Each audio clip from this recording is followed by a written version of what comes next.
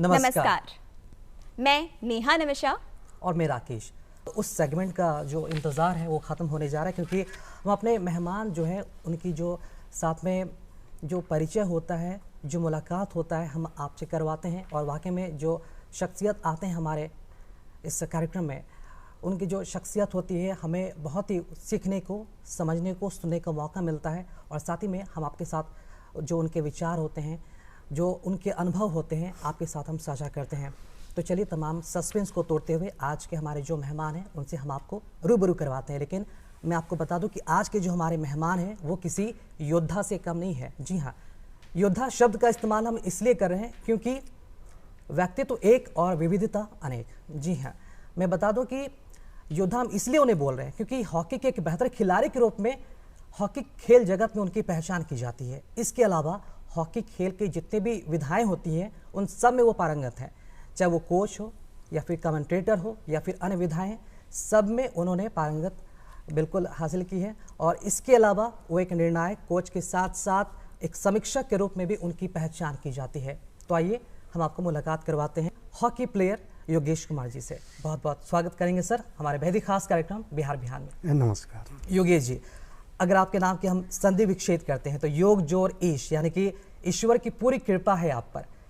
एक व्यक्तित्व में इतनी सारी विविधताएं बहुत ही रेयर होता है सर, क्या कहेंगे इस पर आप? ये निश्चित रूप से कुछ तो है, हम एक माध्यम बन रहे हैं, है ना। और इस पर ज़्यादा तो हम कुछ नहीं कह सकते क्योंकि हम प्रयासरत रहते हैं, कोशिश करते रहते हैं।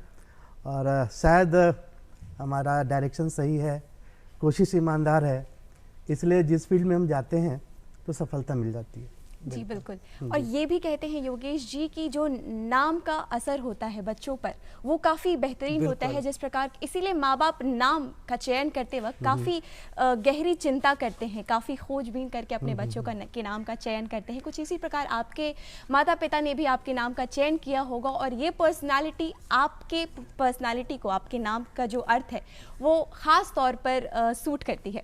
इसके साथ ही योगेश जी, आपकी पहचान एक हॉकी खिलाड़ी, एक कोच, एक निर्णायक, एक समीक्षक और भी बहुत सारी चीज़ों में की जाती है। तो ऐसी स्थिति में शुरुआत कर पाना काफ़ी मुश्किल है कि कहाँ से शुरुआत की जाए। आपके स्पोर्ट्स करियर से शुरुआत की जाए, आपके कार्य क्षेत्र से शुरुआत की जाए, या फिर आपकी जो इनोवेशंस हैं उनसे शुरुआत की जाए, ये तय कर पाना काफ़ी मुश्किल है। तो मैं इस मुश्किल को थोड़ा सरल बनाना चाहूँगी और शुरुआत बिल्कुल शुरुआत के दिनों से करना चाहूँगी, वो ही बेहतर होता है। मैं चाहूँगी कि आप हमारे दर्शकों को अपने शुरुआती दिनों के बारे में बताएं, अपने बचपन के बारे में बताएं, आपने अपनी शिक्षा दीक्षा कहाँ से और किस प्रकार ग्रहण की, इसके बारे में हमारे दर्शकों को बताएं। देखिए, मेरी पूरी फैमिली पटना में रहती थी जी, लेकिन हम लकी मानते हैं अपने आप को कि कुछ कारणों से हमें गांव में रहने का मौका मिला। और हमारी इनिशियल जो पढ़ाई लिखाई थी, जो स्कूलिंग हुई, वो गांव में हुई, गांव के वातावरण में, और काफ़ी लंबे समय तक। और उसके वजह से गांव के माहौल में रहने की वजह से कुछ ना कुछ लॉस हुआ जी। हम हिंदी नहीं बोल पाते थे ढंग से, मेरा पर्सनालिटी भी थोड़ा अलग हो चुका था। लेकिन गाँव का जो वातावरण था, वहाँ का जो मस्ती था, वहाँ जो खुलापन था, वो सब हमको काफ़ी हेल्प किया, पे किया। और संजोग से फिर मैट्रिकुलेशन के बाद वापस पटना आना पड़ा। तो बाकी फिर पढ़ाई लिखाई या जो भी खेल कूद का जो भी था वो सब पटना में ही हुआ। हमने मेरी कॉलेज जो है वो एन कॉलेज से हमने ग्रेजुएशन किया जी। और वो भी बहुत इंटरेस्टिंग जर्नी है कि पहले कॉमर्स की पढ़ाई हुई जी। फिर साइंस स्ट्रीम में गए और फिर फाइनली ग्रेजुएशन हमको आर्ट से करना पड़ा। वो एकदम अलग स्टोरी है, इंटरेस्टिंग स्टोरी है। जैसे कि हमने शुरुआत में कहा था, आपकी पर्सनालिटी विविधता भरी है, तो आपका जो ये करियर भी था, क्वालिफिकेशन जो आपकी है वो भी विविध, उसमें भी काफ़ी विविधता थी। वो विविधता मतलब कहीं कोशिश नहीं की गई। एक्चुअली मेरे फादर इलेक्ट्रिसिटी बोर्ड में डायरेक्टर अकाउंट्स थे और वो ऐसे समय में एमकॉम किए थे जब बिहार में उसकी पढ़ाई नहीं होती थी जी। तो उनकी इच्छा थी कि कोई उनका बेटा कॉमर्स पढ़े। और अब तो बच्चे को फ्रीडम है कि वो अपने इंटरेस्ट के हिसाब से कैरियर चूज करे, स्ट्रीम चूज करे, क्या पढ़ना है, क्या लेना है। उस समय ऐसी बात नहीं थी, चलो आईकॉम में एडमिशन करा दिया जाता है, लेकिन हिसाब किताब वाला मामला में मन लगता नहीं था। और एक बड़ा विडम्बना है कि ये मतलब आश्चर्य लगेगा, किसी को भी आश्चर्य लगेगा कि हम जिस गांव से, मेरा गांव का नाम बहुआरा है, वो पहले मुंगेर डिस्ट्रिक्ट हुआ करता था, अब वो शेखपुरा डिस्ट्रिक्ट में है। वो बहुत रिमोट एरिया में है, तो आज भी बहुत फैसिलिटी नहीं है। उस समय तो पावर वगैरह कुछ भी नहीं था वहाँ पे। तो जब हम पटना आए थे तो स्विच ऑन ऑफ नहीं कर पाते थे, लेकिन गांव में भी थोड़ा सा कुछ क्रिएटिव काम करते रहते थे, कुछ ये था। तो पटना आने के बाद आईकॉम में मेरा एडमिशन हो गया, और उस दौरान कुछ क्रिएटिव काम हम कर दिए, कुछ ऐसा चीज़ बनाए कि जो लोग देखे उनको आश्चर्य लग रहा था कि ये जब आया है गांव से तो स्विच ऑन ऑफ करने नहीं आ रहा है, और ऐसा ऐसा काम करने लगा जी। तो मेरे फादर के एक फ्रेंड थे, वो बोले कि इसको साइंस पढ़ाओ, और फर्स्ट ईयर में मेरा एडमिशन कॉमर्स में हो चुका था जी। फिर कॉलेज में बात हुई, वहाँ एक बोर्ड बनी, वो लोग कुछ क्वेश्चन पूछे, क्या पूछे हम क्या जवाब दिए कुछ याद नहीं है, बट मेरा एडमिशन हो गया जी। और संजोग देखिए कि उसी दौरान क्रिकेट खेलते हुए, क्रिकेट तो बहुत पॉपुलर है, क्रिकेट खेलते खेलते कुछ ऐसी बात हुई जिसके वजह से फिर हम लोग को हॉकी खेलना शुरू कर दिया। और हॉकी में भी सबके सहयोग से अब बहुत कम समय में हम बहुत कुछ अचीव करने लगे। हाँ, तो हुआ कि भाई अब हॉकी में अगर इतना ज़्यादा इंटरेस्ट है, समय दे रहा है, अचीव भी कर रहा है, तो अगर हॉकी खेलना है तो साइंस स्ट्रीम तो चलेगा नहीं। तो फिर ग्रेजुएशन में हमको आर्ट्स लेना पड़ा।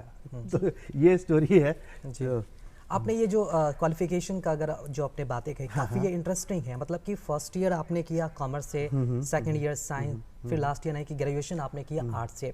मतलब कि उस वक्त मनोदशा आपकी क्या चल रही थी, क्या चल रहा था लाइफ में? अगर क्रिकेट की बात की जाए, हॉकी की बात की जाए, तमाम तरह के जो गेम्स आपके दिमाग में थे। देखिए, एक ये झिझकते हुए हम कहना चाहेंगे कि पढ़ाई के प्रति मेरा बहुत ज़्यादा इंटरेस्ट नहीं था जी। एक तो गांव का माहौल था, गांव में जितना आज हम लोग अपने बच्चों के प्रति या शहर में जितने लोग कॉन्शियस हैं, गांव में इतना नहीं होता। ऐसा नहीं कि गांव में लोग पढ़ाई नहीं करते, वहाँ से भी निकल के अभी आप जिनकी बात कर रहे हैं राजेंद्र प्रसाद की जी, गाँव से स्कूलिंग करके बहुत आगे तक आए। लेकिन मेरा बहुत मन नहीं लगता था, तो वहाँ भी हमेशा नदी में तैरना और बच्चों के साथ खेलना, गांव के खुले वातावरण में तो यहाँ पे आके वो क्लासरूम में बैठ के फिर वो कंटिन्यू करना मेरे लिए थोड़ा टफ था। तो कॉमर्स में मन नहीं लगता था, तो बहुत मुश्किल थी। और जब साइंस में आए तो साइंस में हमको ये लगता था कि अगर हम थोड़ा पढ़ लेंगे, जान लेंगे, तो जिस फील्ड में मेरा इंटरेस्ट है, इलेक्ट्रॉनिक्स वगैरह में, इलेक्ट्रिकल्स में, तो शायद हम बेहतर करेंगे। तो थोड़ा कोशिश करते थे, लेकिन संजोग देखिए कि उसी समय वो हॉकी वाला जुनून, हॉकी का कीड़ा जो घुस गया जी। वो फिर उसके बाद हॉकी में इतना ज़्यादा समय लगता है, इतना फिटनेस लेवल ऐसा चाहिए कि आपको पढ़ाई सेकेंडरी करना पड़ता है जी। बिल्कुल। तो उसके वजह से ये हुआ कि पढ़ाई मेरा सेकेंडरी हो गया जी, है ना, क्योंकि हॉकी प्राइमरी था। हाँ, हॉकी को प्रायोरिटी देते गए। और ये अलग बात थी। एक और भी चीज़ होती थी ना कि हॉकी की वजह से मेरा हर जगह एक अलग पहचान होता था जी। कॉलेज में भी मेरा एक अलग पहचान था जी। बिल्कुल, जैसा कि अभी योगेश जी ने बताया कि पढ़ाई के साथ साथ आप स्पोर्ट्स खेला करते थे, उसके लिए फिटनेस बहुत ज़रूरी थी। स्पोर्ट्समैन की अगर बात मैं करूं तो स्पोर्ट्समैन तो फिटनेस के गुरु होते हैं, जो इस वक्त हमारे बीच में मौजूद हैं, नेशनल हॉकी प्लेयर जो है योगेश कुमार जी।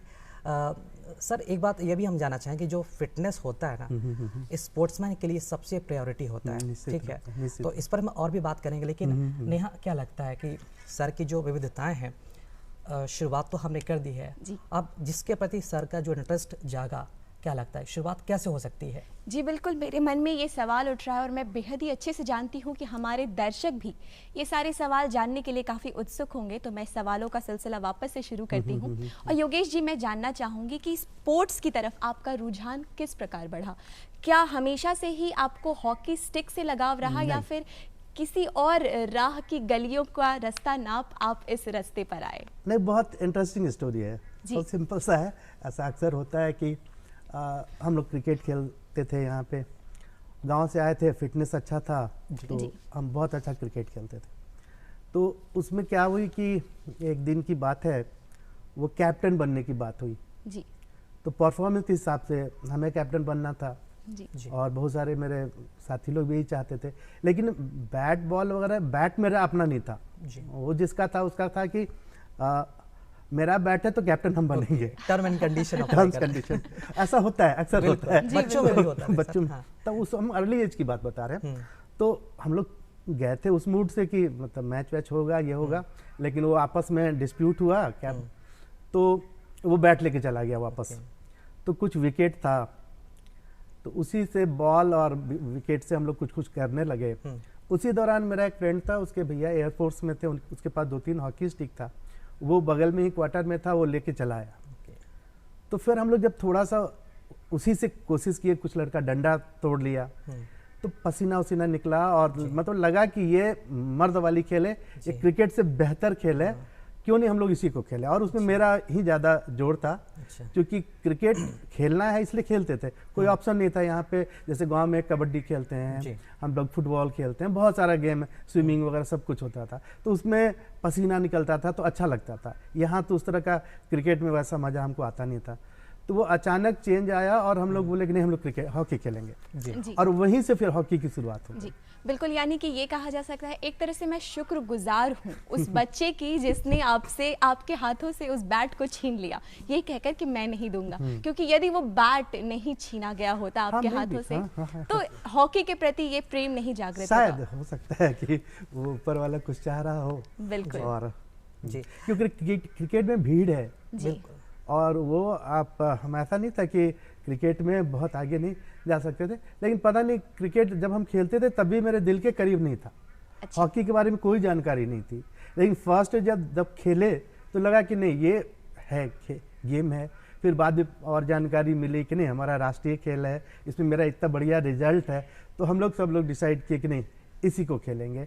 और एक बड़ी विडम्बना है, या जो कहिए कि इनिशियली सारा काम हम ही को करना पड़ा। क्लब का फॉर्मेशन हम ही किए, उस टीम के कैप्टन हम बने, कोच भी हम ही बने, मतलब सारा इनिशिएटिव हमको लेना पड़ा और मेरे फ्रेंड्स का बहुत सहयोग मिला। जी। ठीक है, तो सिलसिला फिर शुरू हुआ, चलता गया। आपने जैसा बताया कि योगेश जी, हॉकी में नेशनल प्लेयर के अलावा आप कई सारे विधाओं को आप जानते हैं, बल्कि बखूबी आपने परफॉर्म भी किया है, चाहे वो कोच हो या फिर कमेंटेटर हो, और भी कई सारे विधाएं जो आप जानते हैं। हम आपसे ये जानना चाहेंगे, जो विधाएं में आपने काम किया, जो परफॉर्म किया है, उसके बारे में बताएं। कितना समय आपने सबों को दिया है और क्या अनुभव आप गेन कर पाए हैं सभी? देखिए, वहाँ हर जगह कुछ संयोग जुड़ा रहता है। हॉकी खेलने के दौरान जब नेशनल लेवल पे हमारा अच्छा परफॉर्मेंस होने लगा, तो मेरा जॉब लग गया। 3-4 ऑप्शन था उस समय, लेकिन हम यहाँ एजी ऑडिट ऑप्ट किए, क्योंकि ये नॉन ट्रांसफरेबल था जॉब, इसमें ट्रांसफ़र नहीं होती, क्योंकि फादर का जो ट्रांसफरेबल जॉब था उसको हम देखे थे।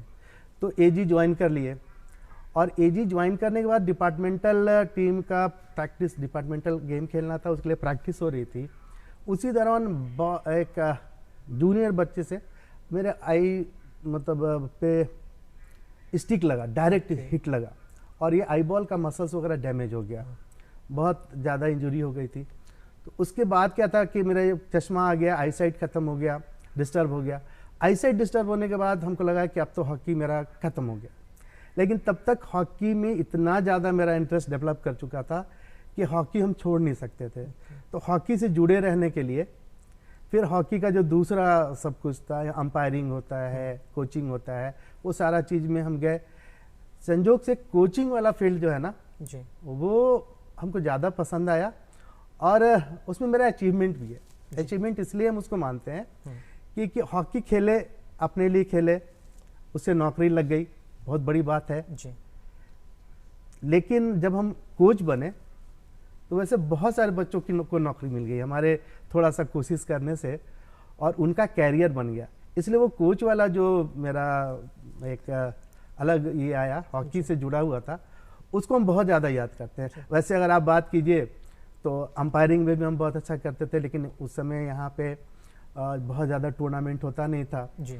उसके अलावा आप को ये भी हम बता दें कि हम 1 दशक तक बिहार महिला हॉकी के सचिव पद को भी होल्ड किए बिहार में, मतलब एज ए एडमिनिस्ट्रेटर। उसके अलावा हम दूरदर्शन के बहुत शुक्रगुजार हैं कि पिछले 25 साल से दूरदर्शन हमें याद करती है, कभी एंकरिंग के रूप में हम बहुत लकी हैं कि धनराज पिल्ले जैसे लीजेंड का इंटरव्यू करने का मौका मिला दूरदर्शन के लिए। हरेंद्र सिंह जो भारतीय हॉकी टीम के मुख्य प्रशिक्षक रहे हैं, उनका हम इंटरव्यू किए। उसके अलावा जब भी स्पोर्ट्स की कोई बात होती है तो एक हॉकी एक्सपर्ट, एक खेल एक्सपर्ट के रूप में दूरदर्शन हमें याद करती है। कोच के तौर पर योगेश जी, मैं जानना चाहूँगी कि जब आपने शुरुआत की, वो काफ़ी कम उम्र में आपने शुरुआत की थी, तो उस दौरान जब हॉकी का उतना चलन नहीं था, खासकर आपने लड़कियों को ट्रेनिंग दी, हॉकी की ट्रेनिंग दी थी उस दौरान, तो किन चुनौतियों का सामना आपको करना पड़ा था? बहुत टफ था। उस समय की स्थिति ये थी कि लॉ एंड ऑर्डर की स्थिति भी अच्छी नहीं थी जी। और बिहार जैसे जगह में जहाँ मेंस हॉकी बहुत पॉपुलर नहीं था, मेंस हॉकी बहुत कम होता था जी। उस जगह पे अगर ये सोचना ही बहुत अलग था कि गर्ल्स हॉकी की करना, और हमको लोग काफ़ी कमेंट्स करते थे कि क्या पागलपन कर रहा है, या 10 साल के बच्चों को, 10 साल 12 साल के बच्चों को चुन के ये क्या करेगा, यहाँ तो कुछ नहीं होना है जी। और पेरेंट्स का भी बहुत इनिशियली बहुत सपोर्ट नहीं मिला। स्कूल के लोगों को भी डाउट था।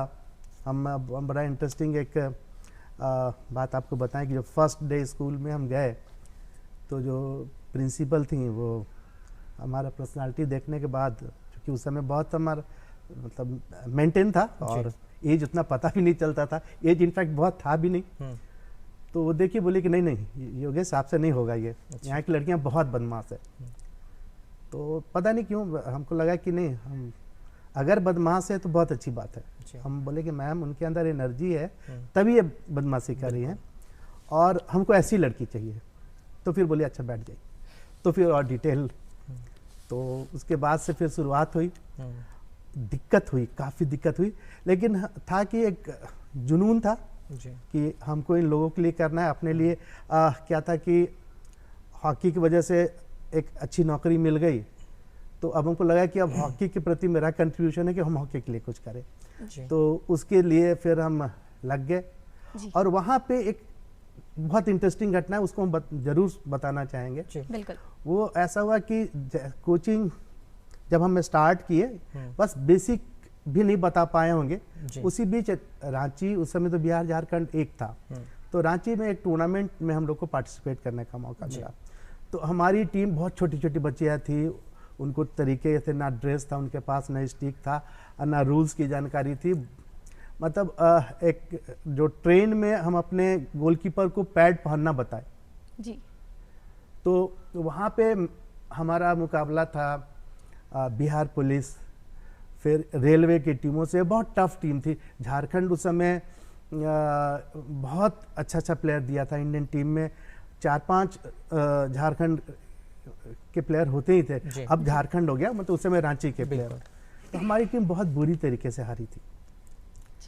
लेकिन क्या था कि हमारी टीम हिम्मत नहीं हारी थी जी। लेकिन वहाँ के जो कोच थे वो क्या किए कि मेरे सारे बच्चों के बीच एक ऐसा स्टेटमेंट दे दिए, बोले योगेश यार अच्छे प्लेयर हो तुम, अच्छा खेलते थे, ये कहाँ ये सब कचड़ा में चले आए हो, इन लोगों के बाद बरसों मेहनत करोगे कोई रिजल्ट नहीं मिलने वाला है। तो ये बात बहुत बुरा लगा और उसी समय मेरे दिल में लगा कि नहीं, हमको ये दिखाना है। और मेरे साथ एक और चीज़ होती थी कि कहीं भी जब हम जाते थे तो 16 की टीम होती थी, 15 ट्राइबल होते थे जी। तो वो ट्राइबल नॉन ट्राइबल वाला फीलिंग बहुत ज़्यादा था उस समय, क्योंकि ट्राइबल में हॉकी बहुत पॉपुलर रहा है और यहाँ हम लोग के बीच टैलेंट होने के बावजूद लोगों को लगता था कि नहीं ये हॉकी तो ट्राइबल ही खेल सकते थे। उसका बहुत बुरा अनुभव मेरे को भी हुआ है जी। वो लोग इग्नोर करते थे कि ये नॉन ट्राइबल आएगा तो फिर हम लोग का जो डोमिनेशन है ख़त्म हो जाएगा, तो वो सब भी हम देखे हुए थे।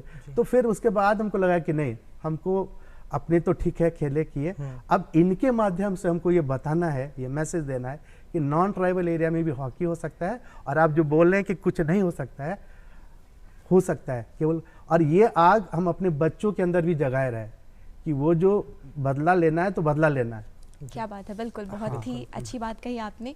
इसके साथ ही कोच के तौर पर चुनौतियों की बात आपने की। योगेश जी, मैं अब आपसे जानना चाहूँगी कि कोच के तौर पर जो आपके अचीवमेंट्स हैं, जो आज आप अगर इस मोड़ पर खड़े होकर अपने सफ़र को पीछे मुड़कर देखते हैं, तो किन अचीवमेंट्स को आप देखकर सुखद महसूस करते हैं? देखिए, नेशनल इंटरनेशनल लेवल के प्लेयर निकलने की अगर बात करें तो बिना किसी सुविधा के एक स्कूल से जितना प्लेयर निकला है जी, वो शायद पूरे इंडिया में ऐसा नहीं था, क्योंकि अगर और जगह से अच्छे अच्छे प्लेयर निकले हैं तो वहाँ कोई ना कोई सेंटर है, गवर्नमेंट का स्कीम चल रहा है और तब वहाँ से रिजल्ट आ रहा है। यहाँ पे क्या था कि कहीं से कोई सुविधा नहीं, ना सरकारी ना गैर सरकारी, अपना बच्चों का इंटरेस्ट था, ये था। उसके बाद अगर भी जितने प्लेयर निकले वो कम नहीं है। और सबसे बड़ी उपलब्धि अगर आप हम ये मानते हैं कि जिस स्कूल शास्त्री गर्ल्स स्कूल में हम बहुत लंबा समय गुजारे, और एक और आपको हम बता दें कि वो पूरा मेरा निःशुल्क प्रशिक्षण होता था, चाहे वो हम रेलवे टीम को कोच किए हों, बिहार टीम को कोच किए हों, और भी यहाँ के स्कूल हैं उनको कोच किए हों, हम कभी इसके लिए पैसा नहीं लिए। और शास्त्री नगर में तो हम करीब 14-15 साल गुजार दिए। तो वो जो लोअर मिडिल इनकम ग्रुप की बच्चियाँ थी जिनकी आर्थिक स्थिति बहुत अच्छी नहीं थी, और उन लोगों को अगर जॉब मिल रहा है, गवर्नमेंट जॉब मिल रहा है, तो पूरी फैमिली चेंज हो गई। तो उसको बहुत अच्छा लगता है ये देख के। उसके अलावा एक दूसरी उपलब्धि थी कि उसी मैदान से अजितेश रॉय बिहार झारखंड के बंटवारे के बाद 2000 के बाद पहला बिहारी है जो भारतीय सीनियर हॉकी टीम का कप्तान बना। तो उसकी बड़ी बहन हॉकी खेलती थी और उसके साथ वो एक जगह आया था, उसको देखे और उसके बाद हमको लगा कि नहीं, ये आगे कुछ कर सकता है। तो उसके फादर से बात किए, फिर वो उसी ग्राउंड पे प्रैक्टिस करता था और बाद में निकल के बहुत आगे बढ़ गया। तो निश्चित रूप से गर्व होता है कि अगर आप क्या कोई स्टूडेंट इतना आगे जा रहा है तो उसको भी हम अपना अचीवमेंट मानते हैं। बिल्कुल, और ये दो सबसे बड़ी उपलब्धि भी आपके लिए, और मुझे लगता है कि बहुत ही खुशनुमा पहल होगा जब इस सफलता को आपने देखा होगा उसके लिए। निश्चित रूप से योगेश जी, जिस दौर में आपने क्रिकेट, मतलब कि जिस दौर में आपने हॉकी खेलना शुरू किया था, कई सारे उस वक्त गेम्स थे, लेकिन आपने हॉकी में अपनी दिलचस्पी दिखाई। उस दौर की अगर बात करें तो ज़्यादा प्रचलन भी नहीं था उस वक्त हॉकी का, या फिर उसी दौर में संसाधनों की कमी भी थी बहुत ज़्यादा, लेकिन उसी संसाधनों में बहुत सारे ऐसे जो लोग हैं, उदाहरण के तौर पर आप भी का नाम लेते हैं, तो उन्हें अपनी नई पहचान बनाई है। अगर आज की बात करें तो ज़माना काफ़ी बदल चुका है। क्या लगता है आज के युवाओं को, आज के बच्चों को किस तरह प्रशिक्षित करने की आवश्यकता है, किस तरह पहल करने की आवश्यकता है, ना सिर्फ राज्य सरकार को बल्कि सेंट्रल गवर्नमेंट को? देखिए, हर गेम का अपना अलग अलग प्रायोरिटी होता है। हॉकी के साथ एक बहुत बड़ा प्रॉब्लम है एस्ट्रोटर्फ। एस्ट्रोटर्फ बहुत कॉस्टली है, ना तो 2-3 करोड़ में भी आ जाता है, पहले 5 करोड़ से कम में एस्ट्रोटर्फ नहीं आता है। तो अब आज के हॉकी का डिमांड है एस्ट्रोटर्फ, लेकिन हमारे बिहार में एस्ट्रोटर्फ नहीं है। बिहार एकमात्र ऐसा स्टेट है इंडिया का जिसके पास टर्फ नहीं है। लेकिन आपको हम बताएं कि बिहार के खिलाड़ी इतने ज़्यादा टैलेंटेड हैं, उनके अंदर कुछ कर गुजरने का मादा है। बिल्कुल। और दुर्भाग्य है कि यहाँ पे बहुत सहयोग नहीं मिलने की वजह से, जैसे बाकी प्रतिभा का पलायन होता है, बिहार से भी हॉकी का में भी पलायन हो रहा है, और जो लोग भी जा रहे हैं, कैरियर बना रहे हैं, वो पलायन करके निकाल रहे हैं। तो हम दूरदर्शन के माध्यम से फिर से रिक्वेस्ट करना चाह रहे हैं कि एक टर्फ की ज़रूरत है। कितने शर्म की बात है कि पूरे इंडिया में हर स्टेट में एक टर्फ है और बिहार के पास अपना कोई टर्फ नहीं है। तो प्लेयर है, टैलेंट है, सब कुछ है, यही के प्लेयर बाहर जाके खेल रहे हैं, लेकिन यहाँ उसका फ़ायदा हम लोग नहीं पा रहे। और हॉकी में बिहार पहले भी अच्छा था और अभी भी बहुत अच्छा कर सकता है, बशर्ते कि उसको थोड़ा सा सुविधा दीजिए, आप थोड़ा सुविधा दीजिए। और अच्छा कैरियर भी है ये भी आपको हम बता दें। वो मतलब अगर कोई बच्चा खेल रहा है तो ऐसा नहीं कि सुविधा नहीं तो नहीं खेल सकता है। हम अपनी टीम की बात बता रहे हैं, हमारी टीम एस्ट्रोटर्फ देखी नहीं थी और वो लोग जाके दिल्ली वगैरह में डबल फिगर में जीतती थी एस्ट्रोटर्फ पे। वहाँ के लोग आश्चर्यचकित हो जाते थे कि यार ये रूरल बैकग्राउंड का बच्चा। हम जब उनको बताए एक बार, ऐसी सब बहुत अच्छा परफॉर्मेंस था हमारी टीम का, वो बताए तो कि दिल्ली मध्य प्रदेश, महाराष्ट्र जैसे टीमों को डबल फिगर में हरा रही थी। तो बोले कि यार बिहार में तो टर्फ है नहीं, हम ये बात बता रहे हैं 98 के आसपास की। तो हम बोले हाँ, तो ये कहाँ प्रैक्टिस कराते हैं उनको? हम बोले कि सर ये लड़कियां टर्फ देखी नहीं है, तो उनको विश्वास नहीं हो रहा था। बिल्कुल बिल्कुल। तो जाहिर सी बात है में अगर इन खिलाड़ियों को मिल जाए, थोड़ा सा सुविधा मिल जाए तो कितना आगे बढ़ सकते हैं। बिल्कुल, काफी आगे जा सकते हैं। बिल्कुल। इसके साथ ही योगेश जी, एक वक्त था हमारे देश में जब मेजर ध्यानचंद जैसे हॉकी के खिलाड़ी, जिन्हें हॉकी के जादूगर के नाम से संबोधित किया जाता था, वैसे खिलाड़ियों ने हमारे देश का नाम ऊंचा किया है, हमारे देश के जो हॉकी के गेम है उसे एक स्थान दिलाया है। दर्शकों, मैं आपको बता दूं, मेजर ध्यानचंद को खुद हिटलर ने जर्मनी की तरफ से खेलने का ऑफर दिया था, जिसे मेजर ध्यानचंद ने यह कहकर ठुकरा दिया था कि वो सिर्फ अपने देश के लिए ही खेलना पसंद करेंगे। योगेश जी, मैं आपसे जानना चाहूँगी कि जब इस तरह के खिलाड़ियों ने हमारे लिए एक एग्जाम्पल सेट किया है हमारे देश के बच्चों के लिए, और ये काफ़ी दुखद होता है यदि हम अभी के समय की बात करें, बच्चों में खासकर हॉकी से तुलना, क्रिकेट से तुलना करके अगर हॉकी के प्रति बच्चों की रुझान की अगर हम बात करें, वो काफ़ी कम है। तो इस कमी के पीछे के कारण की वजह आप क्या बताना चाहेंगे? देखिए, एक समय हम सिरमौर थे हॉकी में जी। आपको बताए करीब 30 ईयर हम अनडिफीटेड थे जी। 8 ओलंपिक गोल्ड मेडल, ये आश्चर्य लगता है। बिल्कुल, है ना। वर्ल्ड कप, इतना कुछ हमारी उपलब्धि थी। ध्यानचंद का जो है, आप जो बता रहे हैं, बहुत सारी किंवदंतियां जुड़ गई उनके साथ जी। लेकिन क्या हुआ कि हम लोग अपना, कहते हैं ना कि जो देश अपने इतिहास का इज्जत नहीं करता उसका कोई भविष्य नहीं होता है। शायद वही हुआ है हमारे साथ। जी। हम क्या दे पाए उनको? जी। हमारे जो लोग इतने कम सीमित संसाधन में इतना हमारे देश के लिए दिए, उनको हम क्या दे पाए? आप चलिए, ये अच्छा नहीं लगता है, लेकिन ध्यानचंद की अगर बात करें तो ध्यानचंद का डेथ जो है वो एम्स के जनरल वार्ड में हुआ था। जी। जैसे पूरी विश्व इनको ये करती थी। और देखिए, क्रिकेट के चलते फर्क तो पड़ता है, सॉरी हम नाम नहीं लेना चाहते हैं, लेकिन हम फिर से कह रहे हैं कि तथाकथित भगवान क्रिकेट के, जिनको भारत रत्न दिया गया, उनको मिलना चाहिए था, उनका भी अचीवमेंट है जी। लेकिन ध्यानचंद के बाद ही किसी का भी अचीवमेंट था। बिल्कुल। कहते हैं कि जिस तरीके से फुटबॉल में पेले, क्रिकेट में ब्रैडमैन, इस तरीके वो दर्जा हासिल है ध्यानचंद को। और वो आज़ादी के समय से तिरंगा, बहुत सारी स्टोरी जुड़ी है, अभी उस पर चर्चा करने की नहीं, लेकिन अगर उनकी उपेक्षा हुई है तो ये दुखद है और इसका फर्क पड़ता है। जाहिर सी बात है कि उनको अगर आप भारत रत्न देते तो नई पीढ़ी के लोगों को लगता है ना कि कौन है, क्या है, बिल्कुल उनके बारे में जानते हैं, वो हाशिए पे चले जाएंगे। आने वाले समय में लोग भूल जाएंगे कि ध्यानचंद कौन, ध्यानचंद। जी बिल्कुल। तो वो जरूरी है, हर हॉकी प्लेयर को ये मलाल है कि उनको मिलना चाहिए था। चलिए, अभी भी समय है, कभी भी दिया जा सकता है, किसको आगे मिला पीछे मिला नहीं, लेकिन ये हम लोग का हमेशा से डिमांड रहा है कि उन्हें भारत रत्न मिलना चाहिए था। उससे क्या होता है ना कि गेम की लोकप्रियता भी बढ़ती है। जी बिल्कुल, ठीक है ना।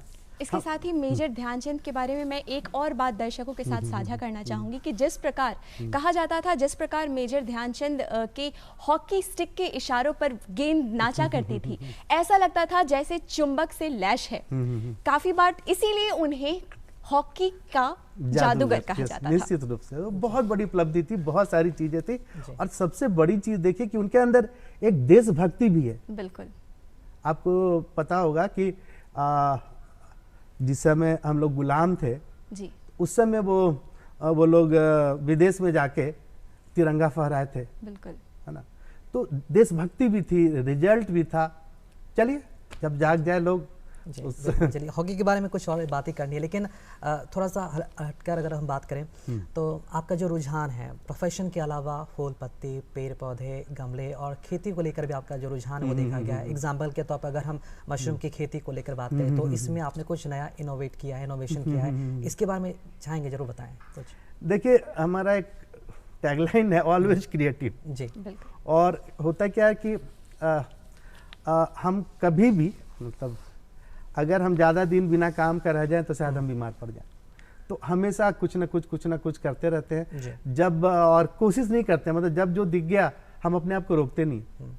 बहुत लोग हमको बोलते थे, अच्छा सजेशन था, तो ऐसा नहीं था कि वो गलत बोलते ना कि अगर ये एक तरफ अपना एनर्जी लगाता तो शायद बेहतर होता, लेकिन हम कभी भी कोशिश नहीं की किसी चीज़ के लिए, चाहे वो मशरूम की बात हो, मशरूम वगैरह। मतलब देखिए, चूँकि रूरल बैकग्राउंड है मेरा, तो खेती बाड़ी का जो बेसिक जानकारी हमको है, तो जब भी मौका मिलता है तो उस पर हम काम करते रहते हैं। जैसे अभी छोटा सा बालकनी है, उसी को हम हरा भरा रख दिए। वो हाइड्रोफोनिक्स की बात कीजिए, वर्टिकल गार्डन की बात कीजिए, हॉरिजेंटल गार्डन की बात कीजिए, वो सब कुछ न कुछ नए तरीके से करते हैं। जो कॉमन तरीका उससे अलग हटके हम हमेशा करते रहते हैं, और उसमें बनते चला जाता है। इस तरह का ढेर सारा चीज़ है जिसमें होते चला जाता है। जी बिल्कुल योगेश जी, ये तो हमने जाना, लेकिन एक और सवाल है कि आपका रुझान इलेक्ट्रॉनिक्स की दुनिया की तरफ किस तरह हुआ? इससे पहले कि आप इस सवाल का जवाब दें, मैं हमारे दर्शकों को बताना चाहूँगी कि दर्शकों, आज 3 दिसंबर यानी कि आज दिव्यांग दिवस है, और यहाँ मौजूद जिस विविध पर्सनालिटी वाले व्यक्ति योगेश जी की हम बातें कर रहे हैं, इन्होंने दिव्यांग व्यक्तियों के लिए भी इलेक्ट्रॉनिक्स का सहारा दिया, और इनके मार्गदर्शन पर कुछ दिव्यांग जनों ने खुद के लिए कुछ डिवाइसेस तैयार किए। तो मैं चाहूंगी आप हमारे दर्शकों के साथ उसकी बातें भी साझा करें। हाँ, ये क्या था ना कि मेरा इलेक्ट्रॉनिक्स है, इलेक्ट्रिकल है, मैकेनिकल है, वुड क्राफ्ट है, ये हर चीज़ में मेरा इंटरेस्ट रहा है, और सब में हम काफ़ी किए और काम किए, और बहुत लंबे समय तक काम किए जी। तो उन सारे चीज़ों का मेरे पास अनुभव रहा। तो एक संस्था है, उसमें इनवाइट किया कि भाई हम लोग के लिए आप कुछ कीजिए। तो हम उन लोग के लिए कुछ डेवलप कर रहे थे। उसी में एक छोटा सा बच्चा था, दिव्यांग था, वो बोला कि सर ये काम हम कर सकते हैं, हम भी करना चाहते हैं। हमने क्यों नहीं कर सकते? कर सकते हो, तो आप हमको बताइएगा। तो हमने हाँ और बताएंगे, ज़रूर बताएंगे। तो इस तरीके से और भी कुछ बच्चे तैयार हो गए जी। तो हमको लगा कि ये अच्छा एक प्लेटफॉर्म है, मतलब एक उन लोगों के लिए कि अगर उनको हम थोड़ा भी इन चीज़ों का बेसिक जानकारी दे दें, और उनके अंदर इंटरेस्ट अगर डेवलप हो जा रहा है, तो ये तो उनके रोजगार का साधन भी बन सकता है। और वो सिलसिला शुरू हो गया। उसके बाद फिर हमको लगा कि क्यों नहीं दिव्यांग से जो जुड़ी हुई प्रॉब्लम है, हम ये प्रॉब्लम उन्हीं से क्यों नहीं सॉल्व कराएं। बिल्कुल। तो ये मतलब कोरोना काल के पहले आज ही के दिन वो लोग बहुत सारा कुछ जो बनाया था, उसका एग्जीबिशन लगाया था, जिसमें ब्लाइंड स्टिक था, ब्लाइंड कैप था, वो जो बोलते हैं ना, वो क्या जो जिसके सपोर्ट से वो लोग चलते हैं, उसको इम्प्रूव, काफ़ी चीज़ें थी जो दिव्यांगों को हेल्प करे, और वो उन लोग के द्वारा ही बनाया गया था। तो बहुत सुकून मिलता है। अभी तो ये कोरोना काल के चलते हम लोग उसको छोड़े हुए हैं, लेकिन हम उम्मीद करते हैं कि जैसे ही कोरोना खत्म होगा, हम लोग उस पर फिर से बात करेंगे, काम करेंगे। जी बिल्कुल। फिलहाल योगेश जी, वक्त की कमी है, वरना आपसे तो बातों का सिलसिला यूं ही चलता रहता। इतनी विविध पर्सनालिटी है, इतने सारे क्षेत्रों के लिए आपने अपना योगदान दिया है और काफ़ी बेहतरीन प्रदर्शन भी किया है। लेकिन फिलहाल योगेश जी, जाते जाते मैं चाहूँगी कि आप जो हमारे दर्शक है, खासकर जो युवा दर्शक है जो इस वक्त हमारा ये कार्यक्रम देख रहे हैं, और आपकी विविधता भरी पर्सनालिटी, जिसमें आपने स्पोर्ट्स में भी काफ़ी अच्छा परफॉर्मेंस दिया, आपने खेती के लिए भी, जो गार्डनिंग है उसके प्रति भी आपने अपना रुझान दिया और बहुत ही बेहतरीन प्रदर्शन दिया, वहीं इलेक्ट्रॉनिक्स की दुनिया में भी आपने बेहतरीन प्रदर्शन दिया, और इसके साथ ही आपने साहित्य में भी अपना एक बेहतरीन प्रदर्शन दिया है। तो मैं चाहूंगी कि आप हमारे युवा दर्शकों के लिए क्या संदेश देना चाहेंगे, आप कृपया 2 शब्दों में बताएं। देखिए, हमेशा लोग बोलते हैं कि भाई एक सेंट्रल गवर्नमेंट में बहुत रिस्पॉन्सिबिलिटी वाली जॉब है, ऑडिटिंग, उसके साथ साथ आपको समय कैसे मिल पाता है। तो हमको लगता है ना कि ये बहुत आसान है। अगर आप कुछ करना चाहते हैं, कुछ पाना चाहते हैं, तो ये सारा चीज़ सेकेंडरी हो जाता है ना। आपके अंदर बस एक जज्बा होना चाहिए कि हमें ये अचीव करना है। हाँ बिल्कुल, यानी कि जज्बा होना चाहिए, जुनून होना चाहिए, और थोड़ा सा टाइम मैनेजमेंट भी बहुत जरूरी है, तब जाकर सक्सेस सब कुछ हो जाएगा। अगर बस करना है तो करना है। बिल्कुल। अगर आपके अंदर वो कॉन्फिडेंस आ जाए, वो जुनून आ जाए, आप कुछ भी अचीव कर सकते हैं। वो जो बिल्कुल आपने सही कहा, और बहुत बहुत धन्यवाद करना चाहेंगे, शुक्रिया अदा करना चाहेंगे सर, हमारे इस बेहद खास कार्यक्रम में आने के लिए आपका बहुत बहुत शुक्रिया। आपका शुक्रिया। दर्शकों, आज हमने बातें की national hockey player Yogesh ji से, जो बिहार स्टेट टीम के कोच भी रह चुके हैं और भी बहुत सारे क्षेत्रों में उन्होंने बहुत ही बेहतरीन प्रदर्शन भी किया है। काफ़ी कुछ सिखला और काफ़ी कुछ बतला गए हमें कि यदि जीवन में हमें आगे बढ़ना है, सफलता को हासिल करना है, तो निरंतर ही प्रयासरत रहने की ज़रूरत है। सफलता से भेंट हमारी ज़रूर ही होगी।